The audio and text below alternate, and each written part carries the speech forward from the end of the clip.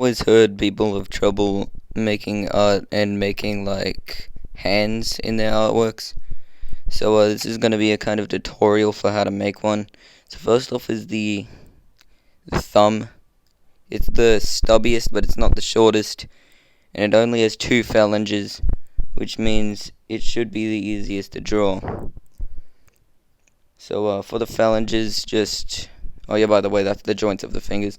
Just kind of make them stick out a bit. They kind of lines it between the fingers, and then make it move down. And since the thumb is the shortest finger, it's the lowest down, the next finger, which is the index finger, because it starts off a bit higher, with the third phalange, the first phalange going down higher than the second phalange of the thumb. Then the next one is the middle finger, which is slightly bigger than the index finger. It's not bigger, it's longer, and it isn't really higher up. There's also these things like at the back of your fingers on the phalange, which are kind of like a joint mark.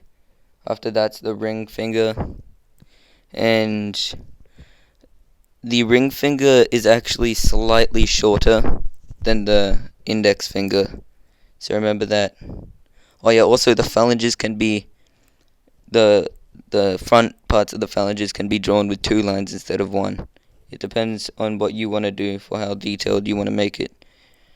Remember that some parts of the fingers in the hand overlap, and so you'll have to draw lines to signify that. There are some markings on the hand that you can draw like this. The pinky is slightly higher up than the thumb, but it's a bit shorter, and it ends at the second phalange of the ring finger. Here's also a tip. If the lines look a bit harsh for parts of the hand, you could make them look a bit less harsh by lightening up the outlines in them.